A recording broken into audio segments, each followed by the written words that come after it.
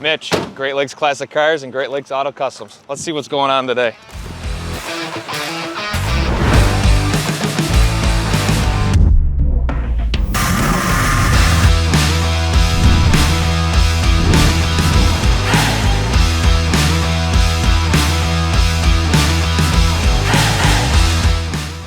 What are we doing today? We're doing a little bit of R134 changeover on an old AMC Maryland. So the guy's got cool air conditioning. Today I'm working on the original tachometer and this 1970 GS.